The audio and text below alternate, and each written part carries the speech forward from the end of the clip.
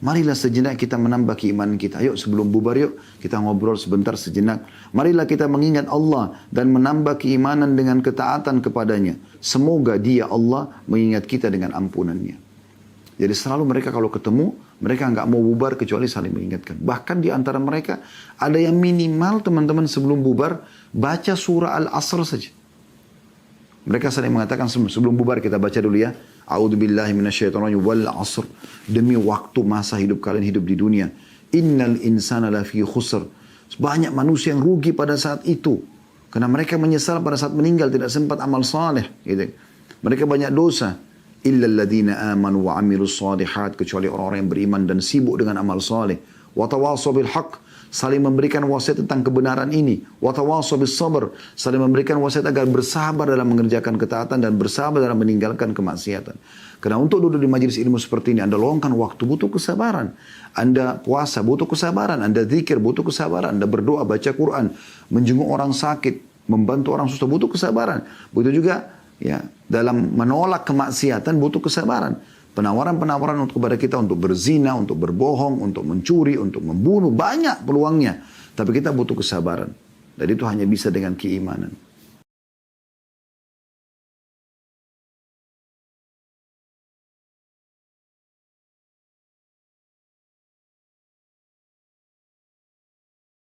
Assalamualaikum warahmatullahi wabarakatuh. Alhamdulillah. Wassalatu wassalamu ala rasulillah. Segala puji dan puja kehadirat Allah subhanahu wa ta'ala. Juga salawat dan taslim kepada Nabi besar Muhammad sallallahu alaihi wa ala alihi wa sahbihi wasallam. Saudaraku seiman, semoga di hari kedua Ramadan ini Allah subhanahu wa ta'ala memberikan kita tambahan iman, semangat selalu untuk beramal saleh, keikhlasan dalam beramal dan juga dikabulkan seluruh amal yang pernah kita kerjakan, yang sedang kita kerjakan dan juga yang akan kita kerjakan sampai menjelang ajal datang nanti dengan pahala yang sempurna. Allahumma amin. Pada kesempatan ini insyaAllah seperti biasa di hari Senin jam atau pukul 13.00 sampai kurang lebih 14.00 kita tidak melanjutkan kajian buku yang biasa kita bedah, tapi memang ini untuk materi umum. Pada kesempatan ini ada sebuah tema yang diminta oleh panitia, reuni iman. Dan saya terkritik untuk melihat buku yang ditulis oleh Dr. Abdul Razak Al-Abbad, hafizahullah. Buku ini saya melihat sangat menarik sekali, membahas tentang tema kita. Judulnya itu Asbab Ziyadatil Imani wa Nuqsanihi. Sebab-sebab daripada bertambahnya iman dan berkurangnya. Pasang surut keimanan dan kiat meningkatkan keimanan dan mencegahnya dari keterpurukan. Sebelumnya teman-teman sekalian, saya ingin memberikan muqaddimah, pembukaan. Dan nanti insya Allah kita akan coba lihat beberapa poin yang beliau tulis. Walaupun kita tidak bisa membedah semua buku ini karena buku ini sangat besar ya, atau halamannya sangat banyak. Kurang lebih halamannya hampir 300 lembar ya. Berbicara masalah keimanan dan ini hal yang luar biasa memang. Karena memang tidak mungkin bisa dibahas dalam 1-2 kali pertemuan. Ada 248 halaman. Walaupun bukunya kecil dan ini murah sekali. Terjangkau sekali untuk dibeli tentunya. Buku yang menarik untuk membahas atau dibaca tentang masalah keimanan. Namun memang teman-teman sekalian, kita harus perlu garis bawahi. Sesuatu yang paling mahal bagi seorang muslim adalah keimanannya. Iman itu akan membuat seseorang berubah dari orang yang buruk menjadi orang yang baik. Iman akan memandu orang dari pelit menjadi dermawan, penakut jadi pemberani, orang yang malas jadi rajin. Iman itu kalau sudah tertanam dalam hati seseorang, iman kepada Allah subhanahu wa ta'ala, akan membuat semuanya mudah. Kalau ada nikmat dia bersyukur, kalau ada cobaan dia bersabar. Dan kita akan temukan selalu orang yang beriman itu produktif. Dan selalu kreatif. Karena keimanan memotivasi orang untuk meraih selalu pahala dari sisi Allah subhanahu wa ta'ala. Di saat lagi ada kesempatan berbuat kreativitas, kebaikan-kebaikan, kita yakin ini peluang emas untuk meraih pahala. Misalnya di bulan Ramadan ini. Di saat kita bisa memotivasi orang lain untuk hadir majelis ilmu seperti ini misalnya. Atau untuk bersedekah, untuk berpuasa, untuk sholat malam, tarawih misalnya. Atau membaca Al-Quran atau yang lainnya. Kita yakin kalau orang lain mengamalkannya dengan keimanan kita, kita akan panen juga pahala dia. Karena Nabi SAW mengatakan, siapa yang membuka puasakan, siapa yang menunjukkan pada satu kebaikan, maka dia akan panen pahala orang yang mengikutinya tanpa dikurangi sedikit pun dari pahala orang yang mengikutinya. Jadi dengan keimanan kita yakin itu. Demikian pula kita coba menjauhi orang-orang yang atau mengajak orang pada kesalahan. Bahkan kita berusaha menghindari. Karena kita yakin kalau kita menjadi penyebab orang lain berbuat dosa, kita pun panen dosanya. Karena dalam lanjutan hadis Nabi SAW yang tadi, dan siapa yang menjadi petunjuk terhadap perbuatan keburukan, maka dia akan panen dosa orang yang mengikutinya tanpa dikurangi sedikit pun dari dosa-dosa mereka. Jadi kalau ada orang penyebab orang lain ikut sholat, puasa, dan seterusnya, dia akan panen pahala orang yang mengikutinya. Misalnya bapak-bapak dan ibu sekalian mengajak teman-temannya ya, untuk sama-sama sholat tarawih di masjid ini yuk misalnya. Atau ada program buka puasa, sedekah kita mengumpulkan nih sama-sama ramai-ramai kita keroyokin misalnya. Kemudian orang-orang pada ikut, kita akan panen pahalanya. Sebaliknya kalau kita menjadi penyebab orang untuk berbuat dosa, mengajak mereka ke diskotik, ke bar, melakukan maksiat-maksiat kepada Allah Subhanahu wa taala, maka kita akan panen dosa-dosa mereka. Jadi memang dengan keimanan kita terdongkrak untuk selalu melakukan perbuatan-perbuatan baik dan coba meraih yang terbaik. Ya. Dan juga dengan keimanan kita bisa sangat mudah melalui permasalahan-permasalahan hidup. Karena kita yakin kalau itu adalah ujian dari Allah Subhanahu wa taala, maka yang ciptakan kita Allah, yang ciptakan masalah itu Allah, yang bisa memberikan solusi hanya Allah. Kita tinggal introspeksi diri. Setiap kali ada masalah bagi orang-orang beriman yang tertanam iman dalam hatinya, maka dia tidak akan langsung menyalahkan siapa yang menjadi penyebab dia terjerumus dalam kesalahan tersebut. Tapi dia akan introspeksi diri ya, dengan keimanannya bagaimana hubungan dia sama Sang Pencipta Allah. Kalau orang memahami ini, maka setiap kali dia ada masalah, dia akan wudu, dia akan sholat 2 rakaat, niatkan sholat taubat, dia tuangkan semua dalam sujudnya permasalahan dia, maka dengan penuh keyakinan Allah ya akan memaafkan kesalahan dia kalau ini penyebabnya adalah kesalahan dia, dan Allah akan memberikan solusi jalan keluar. Bahkan bisa Allah balik orang-orang yang tadinya menyerang dia, justru terbalik akan membela dia. Jadi Allah punya cara. Keimanan, hanya keimanan yang bisa mendorong orang melakukan seperti itu. Seberat apapun musibah yang sedang datang, maka akan mudah dilalui oleh seorang yang beriman. Karena iman itu betul-betul merupakan ya, sebuah penggerak ya, dalam hati seseorang yang telah menanamkan dalam hatinya keimanan tersebut untuk selalu berbuat kebaikan dan sabar dalam menghadapi permasalahan. Serta sabar ini dalam pemahaman keimanan bukan berarti duduk manis dan mengelus dada. Tapi bagaimana dia menerima itu sebagai keputusan Allah, kemudian dia langsung mencari jalan keluar ya, sesuai dengan apa yang Allah pandu dia. Keimanan akan membuat orang yang tadinya cemberut bisa tersenyum. Orang yang tadinya emosional ya bisa jadi pemaaf. Keimanan mengubah semuanya. Ya, bagaimana orang yang tadinya, kalau kita dengar atau baca kisah-kisah orang-orang salafus saleh dulu, yang taubat dari dosa-dosa mereka, tadinya mereka jahatnya luar biasa, kemudian mereka jadi baik. Dan itu sudah umum menjadi standarisasi. Setiap kali orang taubat dan tertanam iman dalam hatinya, maka yang ditemukan ada kelembutan, ada keinginan melakukan kebaikan-kebaikan, ada keinginan untuk menjauhi kesalahan-kesalahan. Dan momentum Ramadan yang sekarang Bapak Ibu ada ini betul-betul momentum pemupukan iman. Bagaimana iman itu dipupuk dengan sebaik mungkin dalam hati kita sehingga dia menjadi sangat tebal dan tinggi. Ya. Dan ini menjadi bekal 11 bulan ke depan sampai Ramadan yang akan datang insya Allah. Itu tujuan daripada Ramadan.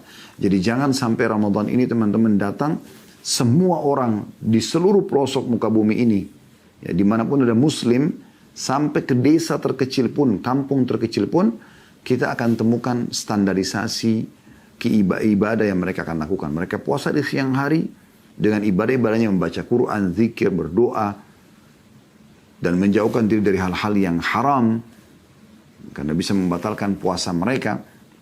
Di malam hari mereka beribadah. Jadi kalau orang tidak jadi baik di bulan Ramadan, tidak bertambah imannya, maka kapan dia akan jadi baik? Jadi memang tema ini sangat tepat untuk kita bahas pada kesempatan ini karena memang membahas sesuatu yang merupakan pondasi dasar bagaimana seorang muslim melalui kehidupan dia, yaitu masalah keimanan.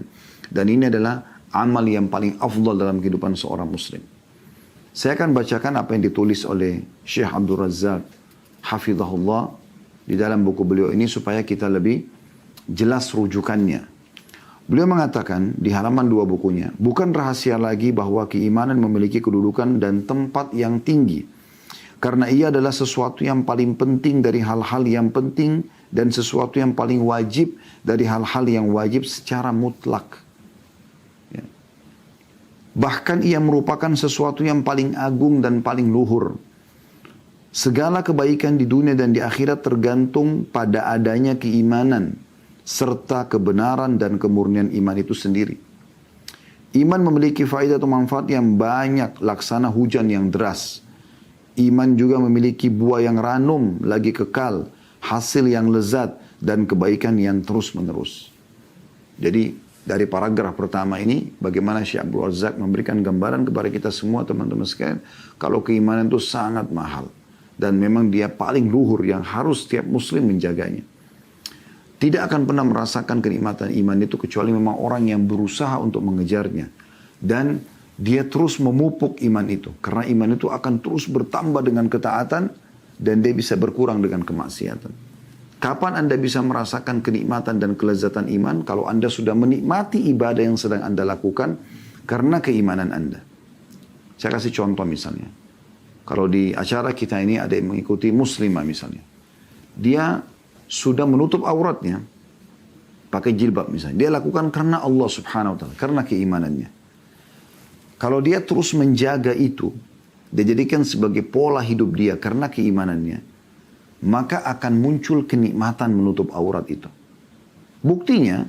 Di saat misalnya dia lagi duduk di rumahnya. Tiba-tiba ada laki-laki yang bukan mahram dia. Nyelonong masuk. Terlihatlah dia tidak pakai jilbab. Kita akan temukan orang yang dalam hatinya ada keimanan ini, dia akan segera lari, menutup dirinya, ketakutan kenapa dia bisa terlihat. Itu karena ada keimanan dalam hati. Dan dia selalu berpikir pada orang yang tidak tutup aurat, kenapa dia tidak tutup aurat ya? Sayang benar. Kenapa? Karena dia sudah merasakan kenikmatan iman di dalam tutup aurat itu. Jadi lawannya, buka aurat akan hilang dari dia. Mirip juga dengan orang komitmen misalnya, sholat 5 waktu. On time, dia kerjakan. Pada saat dia sudah nikmati, dia kejar keutamaan sholat itu. Seperti juga sekarang bulan Ramadan, keutamaan puasa Anda baca. Ya, karena memang untuk mendongkrak kita mau mengerjakan satu ibadah, kita dianjurkan untuk mempelajari janji-janji Allah di situ. Keutamaannya, bahasa ceramahnya, fadilahnya. Maka kita mengejar keutamaan tersebut. Dengan kita terdorong untuk menjaga komitmen sholat 5 waktu misalnya. Kita kejar keutamaannya. Kita sudah nikmatin, ada kenikmatan iman di situ. Maka rasanya kalau azan lalu luput dari kita sholat itu, ada beban rasanya. Mungkin teman-teman pernah rasakan ya. Kita ada beban, aduh sayangnya ya saya kehilangan 1 rakaat. Saya kehilangan tadi sholat berjamaah. Dia merasakan itu. Seperti Ramadan ini, orang kalau kerjakan karena keimanan, maka dia merasa rugi kalau sampai ada utang puasanya gitu. Bahkan terjadi pada muslimah, ya mungkin dia punya udzur syar'i. Seperti kasus misalnya dia ada haid, ada nifas, ya. Ada haid misalnya setiap bulan. Merasa rugi, aduh tidak sempat puasa. Tapi apa boleh buat haid, ya kan? Dia merasa tersentuh secara keimanan, rasanya rugi kalau tidak sempat melakukannya. Tidak sempat baca Al-Quran, tidak sempat berzikir, akan terasa ada kenikmatannya sendiri. Maka iman itu akan bertambah dengan bertambahnya amal soleh. Dan kapan teman-teman sekalian membuka pintu kemaksiatan, sisi lainnya, maka akan mengurangi iman itu. Nanti akan kita dengarkan statement para ulama salaf berhubungan dengan masalah ini yang akan disinggung oleh beliau tentunya. Selanjutnya beliau mengatakan, karena itulah banyak orang yang menyingsingkan lengan bajunya, berlumba-lumba untuk memberikan perhatian pada keimanan, baik dalam rangka merealisasikan maupun untuk menyempurnakannya. Sebab seorang muslim yang diberikan taufik sudah semestinya perhatian terhadap keimanan lebih besar daripada perhatiannya terhadap segala sesuatunya. Ya. Iman itu lebih teman-teman butuhkan daripada makanan pada saat lapar. Minuman pada saat haus. Ya. Tempat tidur pada saat capek. Kenapa? Karena keimanan akan memandu kita mana makanan, mana minuman, mana tempat tidur yang boleh kita nikmati dan mana yang tidak boleh kita nikmati. Dia akan menjadi semacam bodyguard buat kita yang selalu mengawasi kita dan juga memberikan kita panduan-panduan. Ini nggak boleh, itu boleh. Iman kalau ada akan mengontrol seperti itu. Sehingga kita selalu berada di rel yang Allah Subhanahu wa taala sebagai pencipta anjurkan kita untuk berada di atas rel tersebut. Kata beliau selanjutnya, mengingat bahwa para kaum salaf dalam kurung para sahabat Nabi, tabi'in, tabi'in, sahabat Nabi yang hidup bersama Nabi SAW, tabi'in yang hidup bersama para sahabat setelah Nabi SAW meninggal, tabi'in yang hidup bersama dengan para tabi'in setelah para sahabat meninggal.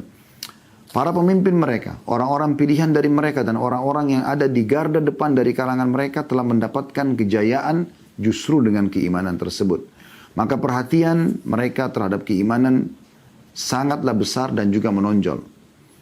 Maka mereka, semoga Allah SWT ridhohi mereka semua, saling menguatkan keimanan, saling mengawasi amal-amal, dan saling berwasiat di antara mereka.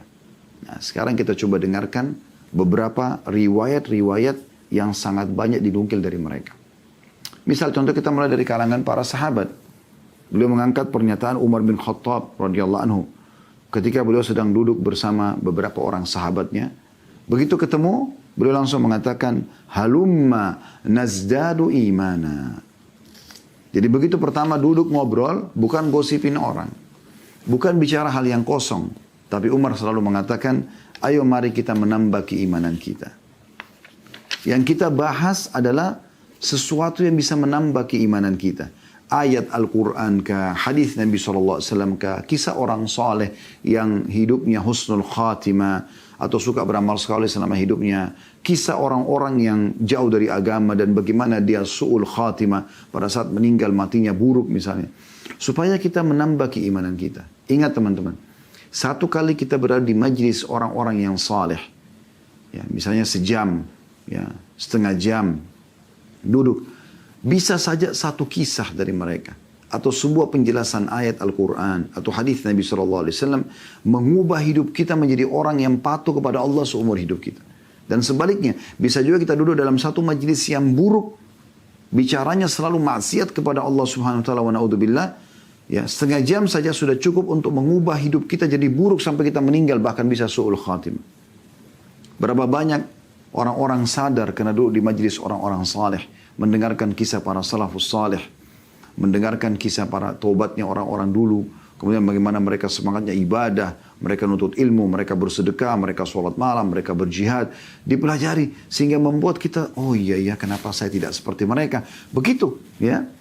Sebagaimana sebaliknya kalau anda duduk dengan orang yang bicara tentang masalah perzinahannya, tentang penipuannya segala macam, bisa mempengaruhi hidup anda dan bisa membuat anda terjerumus dalam dosa yang sama. Oleh karena itu harus hati-hati. Nabi SAW sudah mengingatkan dalam sebuah hadisnya, ya, ini penjelasan tidak dalam buku ini tentunya, saya tambahkan, kata Nabi SAW, ya, al-maru ala dini khalili. Seseorang itu sesuai dengan agama sahabatnya, lingkungannya. Falyanzur ahadukum ila man yukhalil. Maka seseorang yang terkadang harus jeli melihat siapa yang dia jadikan sebagai sahabat dan lingkungannya. Kapan anda salah duduk dengan orang, bukan orang-orang beriman, maka akan merusak iman anda. Anda duduk dengan orang beriman, maka akan bertambah iman anda. Tinggal anda pilih dan tentukan sendiri. Dalam redaksi lain, kata Umar, ta'alu nazdadu imana. Kemarilah, mari kita tambah keimanan kita. Nah, ini menandakan iman itu bisa bertambah. Ya. Sebagaimana nanti akan kita jelaskan, banyak sekali statement di sini. Yang kedua perkataan Abdullah bin Mas'ud radhiyallahu anhu. Beliau mengatakan pada saat bertemu dengan beberapa teman-temannya, ijlisu bina nazdadu imana. Duduklah bersama kami untuk menambah keimanan. Beliau pun sering membaca dalam doanya, Allahumma zidni imanan wa yakinan wa fikha. Ya Allah, tambahkanlah selalu keimanan kepadaku, keyakinan dan juga kefahaman terhadap agama. Jadi mereka minta itu, minta supaya iman mereka bertambah. Bagaimana yang ketiga, Mu'adz bin Jabal radhiyallahu anhu berkata, sering kalau duduk sama teman-temannya, bahkan sama keluarganya, ijlisu bina nu'minu sa'ah. Duduklah bersama-sama sekarang sejenak kita menambah keimanan kita. Ya, apakah mereka membahas ayat Al-Quran, hadis Nabi SAW, kisah-kisah orang soleh, itu aja. Berputar di situ mereka. Habis itu mereka bubar lagi kepada aktivitas masing-masing. Tapi mereka sudah punya bekal keimanan. Sehingga terkontrol lah ya, sikap dan perbuatan mereka dalam keseharian. Kalau Anda duduk dalam majelis ilmu seperti ini, kalau Anda ikhlaskan niat, pasti akan beda terasa keimanannya dengan sebelum Anda duduk. Anda bisa bayangkan kalau Anda duduk mendengarkan ilmu seperti ini, setiap hari beberapa kali. Maka akan terus keimanan itu bertambah. Gitu kan? Dan itu akan menjadi pengontrol buat kita, bodyguard buat kita. Selalu kita dipandu oleh keimanan tersebut berada di jalan yang benar. Karena memang agama selalu mengajarkan kita kebaikan. Agama menyuruh kita apa? Jujur, amanah, tanggung jawab, bakti sama orang tua, bersedekah, jenguk orang sakit, bakti sama berbuat baik dengan tetangga, membantu orang susah. Semuanya baik-baik. Dan agama melarang kita perbuatan buruk. Agama melarang kita bohong, menipu, memukul, mencuri, menggibah, memfitnah. Semua buruk-buruk agama larang. Jadi sebenarnya kalau memang Anda berada di majlis orang-orang yang mengajak Anda kepada agama, termasuk majlis ilmu tentunya, maka akan membuat Anda bertambah keimanan. Dan selalu menjadi orang yang lebih baik dari sebelumnya. Karena memang perintah agama semuanya baik. Dan Anda akan jauh dari hal-hal yang buruk.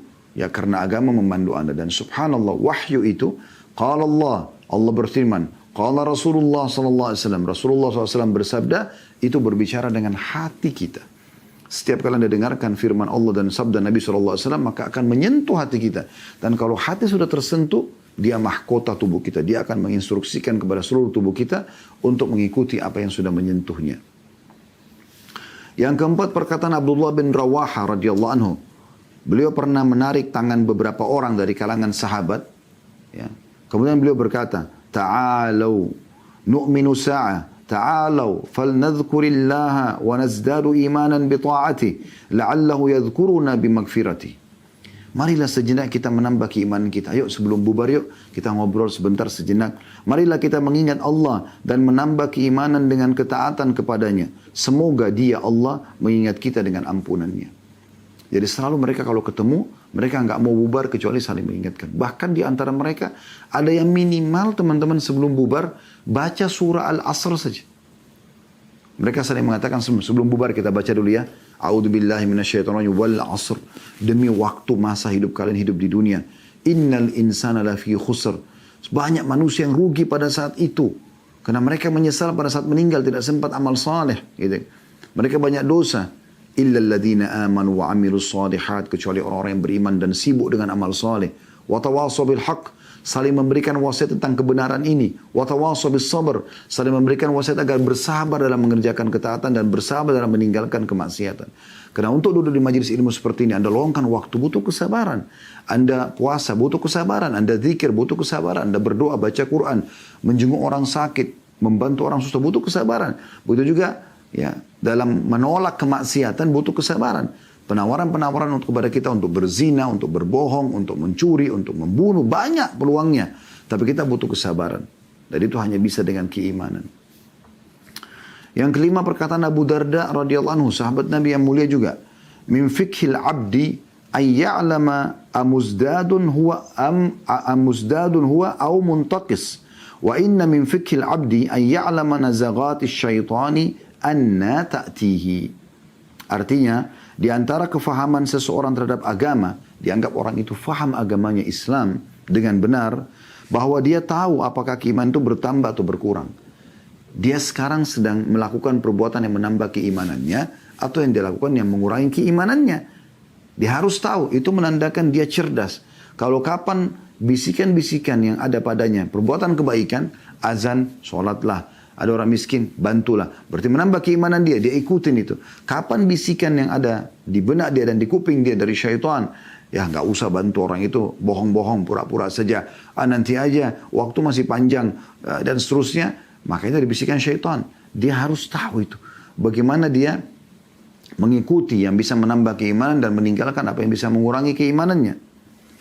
Lalu beliau mengatakan, dan sungguhnya di antara kefahaman seseorang terhadap agamanya, artinya dianggap orang ini benar-benar muslim yang sejati, bahwa dia mengetahui kapan godaan-godaan syaitan itu datang.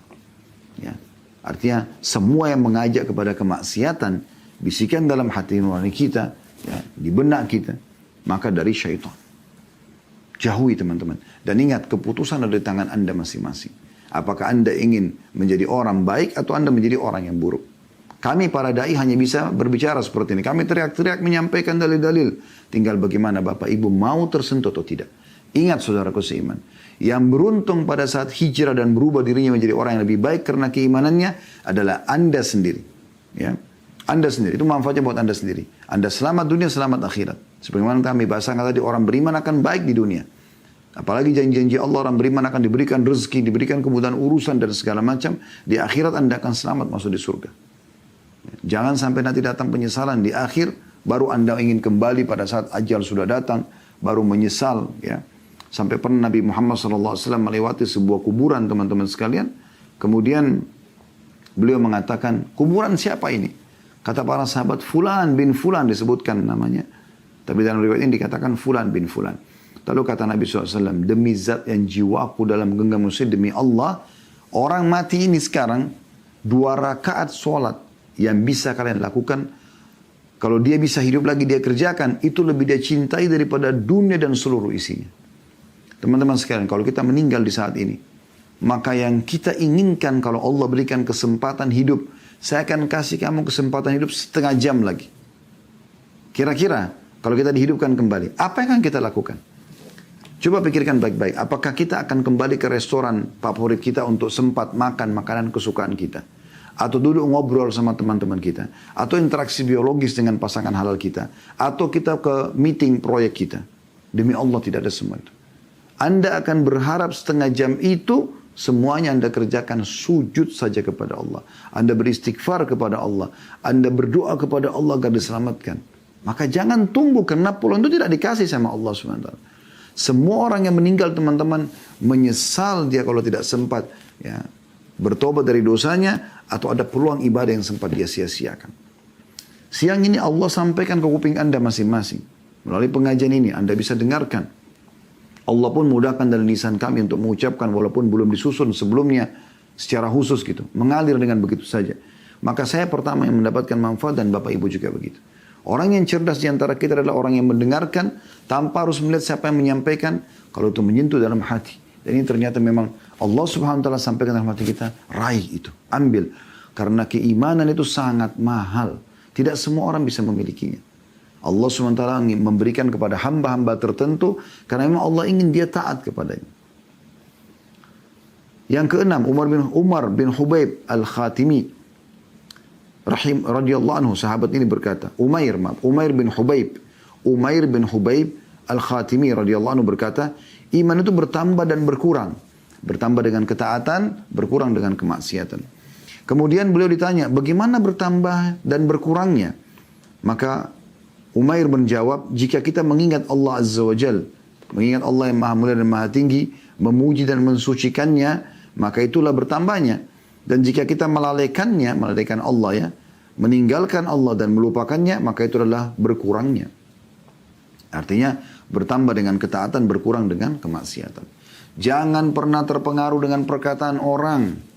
Oh kamu sekarang berubah ya, kamu alim ya? Iya, jawab iya. Alhamdulillah, saya baru merasakan keimanan. Begitu, jangan baru disentil sedikit sama temannya, kembali lagi kendor imannya. Rugi sendiri.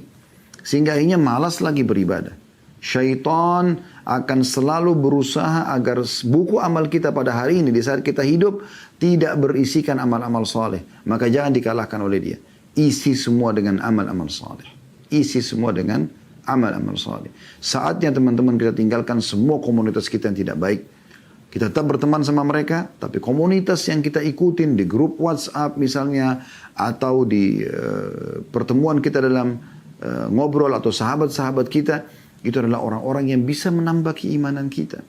Karena saya sudah bahasakan tadi, beberapa detik bahkan beberapa menit saja kita melihat sebuah cuplikan misalnya, bisa menambah keimanan tentang kemahabesaran Allah, keajaiban fenomena alam misalnya, atau sebuah potongan ceramah, bisa mengubah hidup kita sampai kita meninggal dunia dalam keadaan baik, bahkan bisa husnul khatimah, atau sebaliknya. Kita tonton sebuah cuplikan yang bisa merusak ya, hidup kita, bahkan bisa sampai su'ul khatimah pada saat meninggal, wa na'udzubillah. Yang ketujuh, Alqamah bin Qais An-Nakhai rahimahullah. Sekarang pindah ke kalangan tabi'in. Tadi sudah sahabat sampai ada 6 orang ya. Beliau adalah salah satu tokoh dan pembesar tabi'in, generasi yang belajar dari sahabat. Berkata kepada para teman-temannya, berjalanlah bersama kami, mari kita menambah keimanan bersama-sama. Jadi pada saat ada orang-orang soleh, mereka mengatakan, ayo sama-sama kita tambah keimanan. Bapak Ibu kalau ketemu sama orang soleh, minta sedikit waktunya. Bisa nasihatin saya enggak? Mungkin dengan 1-2 kata, 1 buah nasihat, cukup untuk mengubah hidup kita menjadi lebih baik. Minta nasihat-nasihat mereka. Minta wasiat-wasiat mereka. Dan jangan pernah minta saran dan nasihat dari ahli maksiat. Karena mereka akan menyarankan Anda untuk melakukan kemaksiatan. Maka jadi malas lagi Anda beribadah dan bisa terjerumus dalam dosa tersebut. Yang ke-8, Abdurrahman bin Amr al-Auza'i rahimahullah pernah ditanya tentang keimanan. Apakah keimanan itu bisa bertambah? Sehingga kita merasa sangat kental dan selalu kokoh, tegar. Bahkan kita bisa punya atau memiliki iman baja yang sangat kuat. Ya, yang akhirnya diterpa dengan apapun tidak akan mempan lagi. Beliau menjawab, betul. Bahkan bisa sebesar gunung. Lalu beliau pun ditanya, apakah bisa berkurang? Maka kata Abdurrahman bin Amr al-Auza'i rahimahullah, benar, bisa. Bahkan bisa sampai tak tersisa sedikit pun. Di saat seseorang sibukkan diri dengan dosa. Gitu. Yang ke-8, Imam Ahli Sunnah, Imam Ahmad bin Hanbal rahimahullah, salah satu dari 4 imam mazhab ya. Pernah ditanya tentang keimanan, apakah ia bisa bertambah? Apakah ia bertambah dan berkurang? Maka kata beliau, bisa bertambah hingga mencapai langit ke-7. Ya. Sampai sangat dekat dengan Allah subhanahu wa ta'ala. Karena tiap hari yang dia pupuk amal saleh aja terus. Dan subhanallah kita kalau sibuk dari amal saleh ke amal saleh yang lain teman-teman sekalian. Dosa tidak usah kita khususkan waktu dan energi untuk menjauhinya. Karena dengan sibuk amal soleh kita akan jauh itu dengan sendirinya. Seperti kalau Anda kejar prestasi di kantor Anda. Saya mau prestasi supaya selalu dapat gaji full dan naik jabatan, dapat bonus ya. Maka Anda akan sibuk dan Anda tidak mau menyia-nyiakan waktu pada teman-teman yang malas, yang tidak mau kerjaan, yang buang waktu, bolos dari kerja. Anda tidak mau berteman sama mereka. Seperti itu kurang lebih gambarannya. Jadi bisa iman bertambah kata Imam Ahmad rahimahullah sampai mencapai langit ke-7. Dan bisa berkurang hingga sampai ke lapisan paling bawah bumi yang ke-7. Artinya bisa sangat rendah sama sekali. Dan bisa sangat tinggi. Anda kalau mau membandingkan, orang kalau punya perasaan iman itu dia sangat peka teman-teman. Bahkan sampai hal-hal yang sederhana saja. Seperti misalnya para salafus saleh itu biasa kalau lewat di satu tempat tercium bau busuk aja. Maka mereka langsung istighfar kepada Allah. Kenapa Allah sampaikan bau busuk ini? Bahkan di antara mereka ada yang mengatakan, aku tahu aku punya dosa. Mereka jadikan bahan introspeksi diri. Di saat aku melihat perubahan sikap dari pasanganku, tungganganku, zaman dulu orang pakai kuda atau unta ya. Kalau tiba-tiba jadi masalah, kalau kita sekarang motor, mobil. Dan tikus yang masuk dalam rumahku. Allahul Musta'an. Allah tempat kita minta pertolongan. Berapa banyak orang di antara kita tikus banyak di rumahnya. Banyak serangga, banyak segala macam peringatan Allah, tapi dia tidak tersentuh. Ada bahkan orang yang fenomena alam, gempa, ya, guntur, dan segala macam dianggap biasa sama dia. Abdullah bin Mas'ud radhiyallahu anhu pernah mendengar di Kufa suara guntur. Suara guntur yang biasa kita dengar di musim hujan. Bagi kita kan biasa, tutup kuping selesai. Ya guntur udah. Pernah gak berpikir teman-teman, apa ini suara guntur? Dari mana? Kok bisa sebesar itu dan menggelegar? Apa kata beliau? Ini peringatan tegas kepada seluruh penduduk bumi. Ya harus hati-hati nih, bukan sembarangan gitu. Nabi kita Muhammad SAW teman-teman kalau ada mendung aja, maka beliau gelisah, mondar-mandir gitu. Sampai Aisyah pernah bertanya, ya Rasulullah, kenapa anda seperti ini? Itu kan mendung, akan turun hujan. Hujan kan rahmat Allah. Kata Nabi SAW, wahai Aisyah, apa jaminannya kalau di belakang mendung ini azab Allah? Karena ada umat-umat sebelum kita, Allah binasakan dengan datangnya mendung. Sampai turun hujan, Nabi SAW lihat, baru beliau tenang. Begitu luar biasanya iman membuat seseorang itu berhati-hati sekali. Jadi bisa sangat tinggi iman itu sampai mencapai langit ke-7. Dan ada juga orang yang sangat rendah keimanannya. Bahkan dia kalau naik mobil sama temannya berdua, tabrakan, temannya mati di sebelahnya, keluar darah, kepalanya bocor, dia nggak sempat mati. Dia masih mengatakan, oh syukur saya tidak kena. Selesai. Terus dia kembali lagi kepada kemaksiatannya. Subhanallah. Jadi bisa saja kan yang terjadi pada temanmu itu terjadi pada dirimu. Allah selamatkan kamu supaya masih bisa sempat tahu. Berapa banyak orang tidak mengambil pelajaran seperti ini. Selanjutnya, beliau pun berkata, kata Syekh Abdul Razak ya, Imam Ahmad masih berkata, iman adalah perkataan dan perbuatan. Bila bisa bertambah dan berkurang. Jika engkau melakukan kebaikan, maka keimanan tersebut bertambah. Dan jika engkau melalaikannya, maka ia akan berkurang. Dan ini momentum Ramadan tepat sekali. Anda bisa merealisasikan perkataan para ulama-ulama kita ini dengan kejadian kita sekarang. Di Ramadan pasti Anda akan rasakan berbeda keimanan Anda. Kenapa? Karena Anda sedang melakukan ketaatan-ketaatan. Ya, puasa, mendengarkan pengajian begini, misalnya Anda coba zikir pagi petang, Anda melakukan ibadah-ibadah, dan Anda menjauhi kemaksiatan, maka Anda akan rasa beda keimanan. Mirip dengan sebagian jemaah umroh, jemaah haji kami pada saat lagi ikut sama kami di Uhud Tur, sempat ya, mereka mengatakan, Ustadz kok di sini lain ya rasanya, di Mekah maksudnya, di Madinah, terasa kayak dekat sekali sama Allah, ya, terasa kayak nyaman ibadah itu. Saya bilang itu keimanan. Karena bapak ibu meninggalkan Indonesia, niat mau ibadah. Dan tiba di sana memang ibadah terus. Ya. Tidak ada waktu nonton sinetron, nonton film-film. Yang ada adalah kita pulang ke hotel kita. Bagi bapak-bapak yang sudah pernah umroh haji tahu itu. Pulang, kita dulu istirahat sebentar sudah buru-buru nih. Jangan sampai ketinggalan sholat. Misalnya kita pulang sholat duhur. Habis itu pulang ke hotel makan siang misalnya selain Ramadan. Setelah itu kita istirahat sebentar, udah azan asar, kita buru-buru ke masjid supaya tidak ketinggalan. Kita dalam satu hari itu kejar sholat 5 waktu di masjid terus. Gitu kan. Belum lagi pengajian dari para pembimbingnya. Belum lingkungan semuanya wanita berhijab. Kita masuk ke pasar-pasar di Mekah sama dia tidak akan pernah kita dengarkan musik. Jadi lingkungan mendukung kita. Bagaimana kita nggak merasakan nikmatnya keimanan. Nggak merasakan dekatnya diri kepada Allah subhanahu wa ta'ala. Ya. Jadi saya juga sekaligus mengajak teman-teman di sini, baik peserta Zoom ataupun peserta di medsos, kalau Anda Allah berikan kelebihan rezeki di bulan Ramadan ini, usahakan umroh. Usahakan umroh. Ya. Karena Nabi SAW mengatakan umroh di bulan Ramadan sama pahalanya dengan haji bersamaku. Dan subhanallah umroh di Ramadan beda sendiri teman-teman sekalian. Karena umroh-umroh di selain Ramadan, kita masih banyak waktu untuk jalan-jalan, ya. Membeli ini, membeli itu. Orang di Ramadan itu malas untuk belanja-belanja. Jadi kita fokus ke ibadah. Ya. Di Ramadan ini, apalagi 10 terakhir Ramadan, ya, itu ada sholat tarawih dari mulai 8:30 malam Isya, kemudian sholat tarawih 23 rakaat mereka. Itu kalau tidak salah sampai selesai 10:30 malam.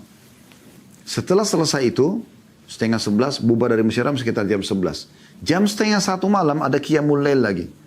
Jadi bagi orang yang mau ngejar pahala besar, apalagi di Mekah 100.000 pahala. 100.000 pahala, artinya sama dengan Anda kalau sholat satu kali di Mekah, sholat tarawih 2 rakaat, sama 100.000 kali Anda kerjakan di Indonesia. Anda sholat lagi sholat malamnya, itu 2:30 sekitar sampai 2:30-an.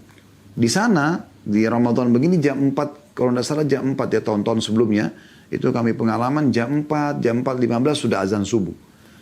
Pulang sahur sudah azan subuh. Kita duduk sampai syuruk, ibadah lagi. Itu terasa sekali kental keimanan. Luar biasa kita rasakan nikmatnya itu. Maka jangan sia-siakan ini. Anda bisa ya mendaftar di travel-travel mumpung masih awal Ramadan. Anda cari travel yang cocok buat Anda gitu kan. Dan insya Allah kami pun akan membimbing nanti di tanggal 17 dan tanggal 18. Tanggal 17 ada bintang 3 di Uhud Tur, tanggal 18 ada goldnya atau bintang 5-nya, dan insya Allah akan umrah bersama kami nanti. Atau Anda bisa mendaftar di travel mana saja. Intinya kalau Allah berikan kelebihan, Anda usahakan kejar kesempatan 10 terakhir Ramadan terutama, ada malam Lailatul Qadar, pupuk iman Anda di sana supaya Anda pulang punya bekal untuk 11 bulan ke depan. Kata Syekh Abdul Razak selanjutnya, perkataan mereka para ulama tentang masalah ini sangat banyak. Demikian pula barang siapa yang merenungi perjalanan hidup mereka dan membaca kisah tentang mereka, maksudnya orang-orang sebelum kita, niscaya akan mengetahui besarnya perhatian mereka terhadap masalah keimanan dan agungnya curahan pilihan mereka terhadapnya. Orang-orang pilihan seperti mereka mengetahui bahwa keimanan memiliki banyak sebab dan dapat membuatnya bertambah dan berkembang. Dan iman pun memiliki banyak sebab lainnya yang dapat membuatnya berkurang. Jadi bisa menambah dan bisa berkurang, ya. Karena itu mereka sungguh-sungguh dalam mewujudkan segala hal yang dapat menguatkan dan menambah keimanan juga menyempurnakannya. Serta mereka sangat waspada terhadap hal-hal yang bisa melemahkan, mengurangi, bahkan menghilangkan keimanan. Dengan demikian mereka menjadi orang-orang yang pilihan. Karena itulah di dalam mengetahui sebab-sebab ini, ya, seseorang akan bisa selamat. Karena dia akan selalu sibuk untuk menambah keimanannya. Dan juga dia akan selalu menjauhi dosa-dosanya atau hal-hal yang mengurangi keimanannya. Al-Allamah Ibnu Sa'di rahimahullah berkata, seorang hamba mukmin yang diberikan taufik senantiasa berusaha dalam melakukan dua hal. Yang pertama, merealisasikan keimanan dan cabang-cabangnya serta mewujudkannya secara keilmuan, pengamalan dan penampilan. Artinya bukan cuma sekedar Bapak Ibu dengar, oh ya ini keimanan, atau cuma ucapkan, ya saya orang beriman atau saya muslim. Tapi ada realisasi dalam aktivitas kita, dalam wujud real di depan mata kita. Perubahan performa, perubahan sikap, lebih bertakwa kepada Allah subhanahu wa ta'ala atau lebih patuh kepada Allah. Yang kedua, berusaha di dalam menolak berbagai hal yang dapat membatalkan dan menguranginya. Baik bahaya yang nampak maupun tidak. Ya, jadi apapun yang bisa membuat keimanannya kendor, ya, dia berusaha menolak semua ajakan bisikan kepada maksiat, tolak. Juga mengobati dari segala kelalaian untuk yang pertama dan dari segala kesalahan yang ia lakukan pada poin yang kedua. Dengan taubat dan sungguh-sungguh dan dengan melakukan kebaikan sebelum semuanya terlambat. Jadi maksudnya mengobati kelalaian. Teman-teman masing-masing di antara kita tahu kelalaian apa yang dia lakukan. Sehingga membuat dosa-dosa apa sih yang dalam kesalahan kita lakukan, kita tahu. Kalau Bapak Ibu tutup itu, pintu-pintu dosa itu, taubat nasuha dan tidak lagi melakukannya, maka Anda komitmen menjalankan ibadah dari satu sisi, Anda akan rasakan iman itu akan naik terus dan keputusan ada di tangan Anda tentang masalah ini. Anda tidak akan pernah khusyuk sholat, tidak akan konsentrasi baca Quran, tidak akan termotivasi zikir, berdoa dan seterusnya selama Anda masih membuka pintu-pintu dosa.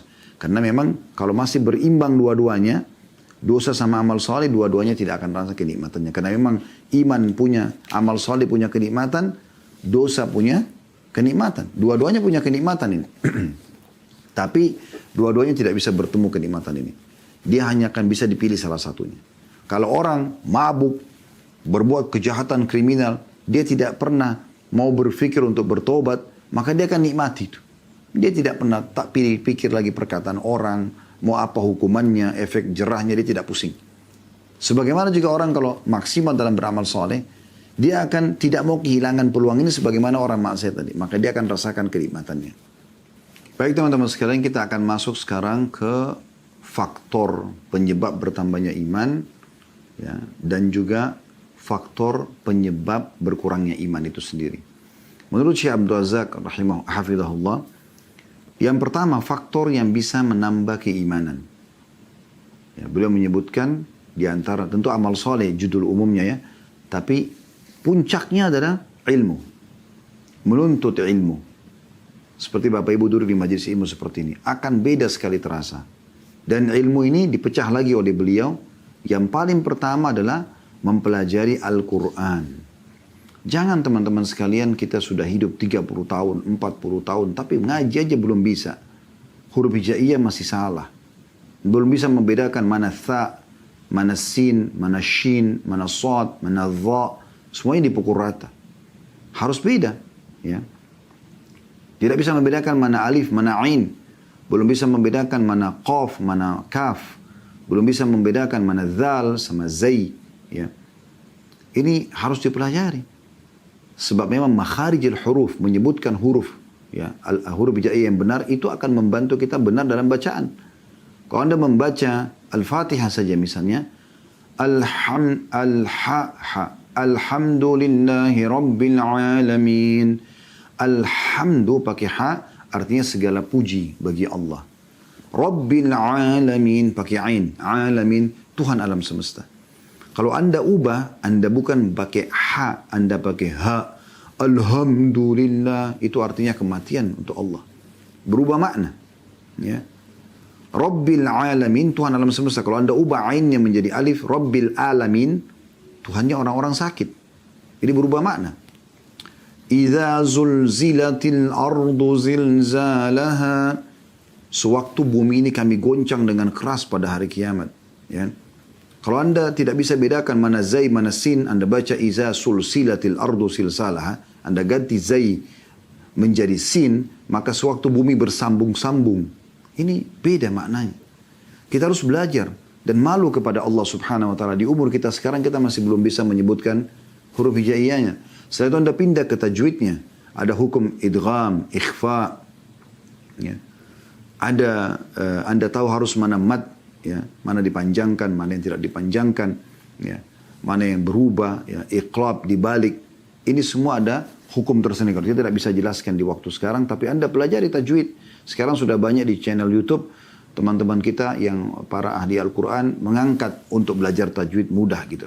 Anda pelajari itu. Mulai dari Al-Quran supaya anda memahami. Al-Quran memiliki 4 hak dari kita teman-teman sekalian. Yang pertama kita baca. Kita baca dari awal sampai akhir, tapi dengan bacaan benar, ya. Huruf hijaiyahnya benar. Walaupun anda belum mengerti artinya. Anda baca. Sunnahnya, anda selalu mengkhatam. Dari Al-Fatihah, surah nomor 1. Al-Baqarah, surah nomor 2. Al-Imran, surah nomor 3. An-Nisa, surah nomor 4. Al-Ma'idah, surah nomor 5. Al-An'am, surah nomor 6. Terus begitu, ya. Berlanjut. Al-A'raf, Al-Anfal, At-Taubah. Terus berlanjut. Yunus dan seterusnya sampai surah nomor 114 An-Nas. Ya. Anda baca khatam ulangi lagi. Ramadan ini anda disunnahkan seperti itu. Dan di luar Ramadan juga. Tapi Ramadan ini lebih giat lagi para sahabat mengkhatamnya. Yang kedua anda tadabburi. Tadabbur itu artinya anda coba merenungi makna-maknanya. Dan ini tidak harus berurut seperti tadi membaca Bapak Ibu sekalian. Anda bisa pilih surah yang paling anda sukai. Misal ibu-ibu yang ikuti acara kita ini ingin baca tentang perempuan. Ada surah An-Nisa. Anda baca surah An-Nisa, gitu kan? Mau baca tentang Maryam, ada surah Maryam, ibunya Nabi Isa alaihissalam. Bapak-bapak mau baca tentang laki-laki, nama nabi-nabi misalnya, ada surah Hud, ada surah Yunus, ada surah Ibrahim, ya, ada surah Yusuf, ada surah Muhammad alaihissalam, ada surah-surah nama nabi. Ada digabungin namanya surah Al-Anbiya. Ada juga kalau anda mau pelajari, Bapak Ibu mau pelajari tentang nama-nama hewan dalam Al-Quran. Ada surah Al-Baqarah, sapi betina. Ada surah An-Nahl, lebah. Ada surah An-Naml, semut. Ada surah Fil, gajah. Kenapa Allah namakan dengan nama-nama hewan ini? Anda pilih nama surah yang paling anda tertarik. Kemudian anda memilih 10 ayat saja. Misalnya anda pilih surah An-Naml tentang semut. Anda mulai baca, Bapak Ibu sekalian, misalnya selesai pengajian kita ini, anda coba pilih, oh surah An-Naml tadi Ustadz sebutin surah nama semut ya. Anda lihat di daftar isi di aplikasi Al-Quran di handphone anda, lalu anda lihat semut, kenapa Allah namakan semut? Mulai anda baca 10 ayat dengan terjemahannya, supaya anda tahu isinya apa. Atau minimal sekali surah yang biasa Bapak Ibu ulangi dalam sholat. Misalnya, anda biasa baca surah Al-Ikhlas, Qul Allahu Ahad, Al-Falaq misalnya, Qul Allahu Falaq, An-Nas, Qul Allahu Bin-Nas. Tahu artinya. Surah Al-Massad, Tabbat Yada Abi Lahabin wa Tab, At-Tin wa Tini wa Zaitun, ya, At-Takathur, Ad-Duha.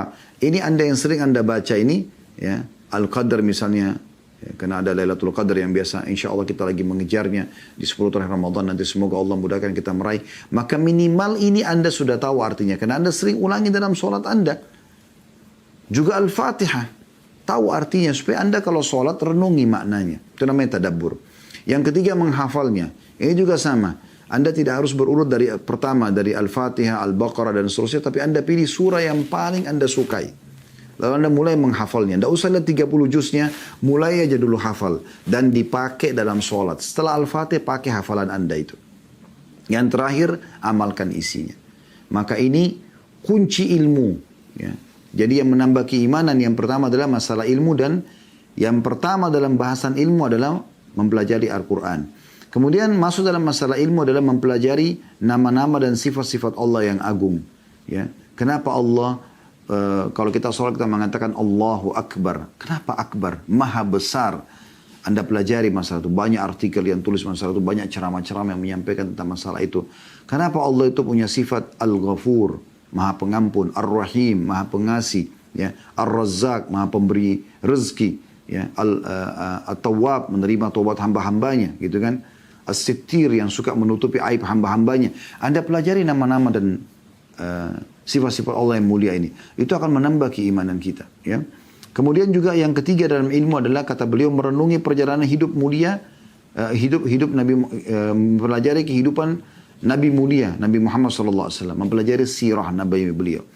Nah, di Ramadan ini Anda bisa dengarkan ceramah kami di playlist YouTube di Khalid Basalamah Official, ada kajian sirah lebih dari 40 episode. Anda coba ikutin pelan-pelan, renungi sejarah-sejarah beliau dari mulai sebelum lahir, keadaan kota Mekah, Jazirah Arab, kemudian mulai beliau lahir sampai beliau remaja, kemudian menikah, kemudian mulai diutus jadi nabi, kemudian proses sampai beliau meninggal dunia. Kemudian yang keempat, merenungi tentang keindahan agama Islam, mempelajari tentang Islam. Anda kalau mau dengarkan ada ceramah kami di YouTube, di playlistnya bisa dicari, judulnya Hidup Mulia dengan Islam. Coba dengarkan, kurang lebih 2 jam saya sampaikan insya Allah, itu sudah bisa mewakili tentang gambaran kemuliaan Islam itu sendiri. Kemudian yang terakhir, yang kelima dalam menuntut ilmu, beliau mengatakan adalah membaca perjalanan hidup salafus saleh. Mempelajari perjalanan hidup salafus saleh. Kayak tadi, tentang para sahabat. Ini juga sudah ada kami angkat ya, 40 episode sekian tentang para sahabat. Itu tentang menuntut ilmu. Kemudian yang kedua beliau mengatakan, secara global kita bicara ya, karena ini setiap poin di buku beliau itu ada rinciannya. Saya bacakan dari globalnya di daftar isi ya. Yang kedua, menambah keimanan dengan merenungi ayat-ayat Allah di alam semesta. Seperti melihat kebesaran Allah di bumi, udara, lautan, pergantian siang malam, bintang-bintang, hewan-hewan. Ya. Ini semua kita coba pelajari. Karena tidak mungkin teman-teman hujan turun tanpa ada yang mengatur awan itu, kadar airnya, kapan dia turun, kapan dia berhenti, pergantian musim, musim dingin, musim semi, musim panas. Ini nggak mungkin kalau tidak ada yang mengaturnya. Renungi itu, tadabburi bagaimana kemahabesaran Allah ada di situ. Ya. Tafakkur ini penting. Allah SWT mengatakan dalam Al-Quran, A'udzubillahi minasyaitonir rajim, afala yatafakkaruna Al-Quran.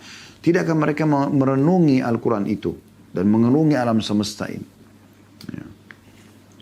Kemudian yang ketiga, giat melakukan amal saleh dan berusaha ikhlas dan mengerjakannya secara istiqamah. Nah, dalam mengerjakan amal saleh teman-teman kita butuh memaksakan diri. Bapak Ibu harus paksakan. Kayak sekarang bulan Ramadan, Anda bisa puasa kenapa? Karena Anda paksakan diri untuk puasa kan. Anda duduk di majelis ilmu begini karena Anda paksakan diri untuk duduk. Nah itu penting, tanda kutip sini, memaksakan di dalam ibadah. Nanti kalau sudah menjadi seperti bola salju, sudah terbiasa menjadi sebuah pola, maka akan lebih mudah kita dalam mengerjakannya gitu kan. Nah ini sebab-sebab bertambahnya iman secara global. Kemudian ada sebab-sebab berkurangnya iman.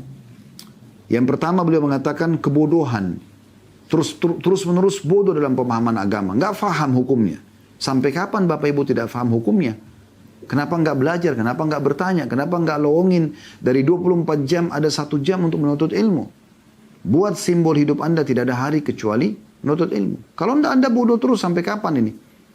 Sampai kapan tidak tahu hukumnya? Dan Allah akan tanya, kenapa kau tidak belajar? Yang kedua, lalai.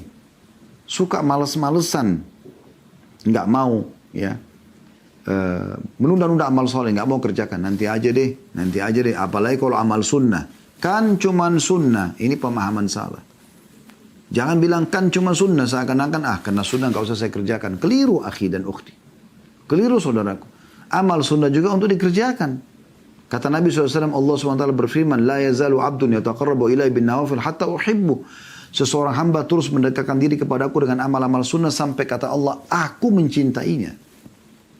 Fa'idha ahbabtu kuntu la yusammu la yasma' bihi. Kalau aku sudah cintai hamba itu, aku akan mengontrol dan mengawasi pendengaran yang dia gunakan untuk mendengar. Wa basara yabsuru bihi, dan penglihatan yang digunakan untuk melihat. Wa yadu ladzi yabtushu bihi, dan tangan yang digunakan untuk memegang, untuk menjama. Wa rijlu ladzi yamshi alaihi, dan kaki yang digunakan untuk melangkah. Allah akan mengontrol dia justru dengan amal soleh itu, dengan amal sunnah. Dan siapapun yang menjaga amal sunnah itu, amal wajibnya akan terjaga. Anda kalau biasa puasa Senin Kamis, puasa Ramadan jadi ringan. Karena sudah biasa sunnah. Anda kalau biasa umroh, haji jadi ringan. Anda kalau biasa sedekah, zakat jadi ringan. Ya. Karena memang Anda sudah bisa kerjakan. Anda kalau sudah biasa sholat sunnah, Anda sholat wajib akan terjaga. Maka jangan lalai. Yang ketiga, yang mengendurkan keimanan adalah dosa. Yang terus dibuka oleh orang itu. Dia terus buka peluang untuk dosa. Padahal akibat dosa buruk. Ya, seperti Anda kerja di perusahaan. Pelanggaran, dosa itu kan pelanggaran. Kalau Anda buka pintu pelanggaran bagi Anda di perusahaan, maka nama Anda akan tercoreng. Bahkan Anda terancam dikeluarkan dari perusahaan, kehilangan fasilitas. Begitu juga ya rasionalnya kalau Anda tarik kepada ibadah kepada Allah SWT. Kalau Anda buka pintu dosa, Anda sangat terancam jauh dari rahmat Allah, jauh dari rezeki Allah, jauh dari jalan keluar dari permasalahan Anda. Makanya Ali bin Abi Thalib mengatakan radhiyallahu anhu, sebenarnya Allah sudah menyampaikan kepada kalian penyakit kalian, sumber masalah kalian, dan Allah juga sudah berikan jalan keluarnya. Maka orang di sekitarnya bertanya, apa yang Anda sedang bahas? Apa masalah kami dan apa solusinya? Kata Ali radhiyallahu anhu, permasalahan kalian adalah dosa yang kalian lakukan. Pelanggaran. Kalian lakukan pelanggaran. Di alam manusia saya kalau lakukan pelanggaran akan dihukum. Bagaimana dengan di alam sang pencipta Allah? Dan jalan keluarnya istighfar dan taubat. Kembali kepada Allah SWT. Itu solusinya. Kemudian yang keempat, ya, beliau mengatakan selalu mengikuti tadi perbuatan dosa ya, membuka pintu dosa. Yang keempat ini beliau mengatakan mengikuti bisikan jiwa yang ammaratun bisu, suka menyuruh pada perbuatan buruk. Ya, jadi dosa itu langsung realisasi tadi dikerjakan. Kalau ini bisikan-bisikannya yang harus selalu ditutup.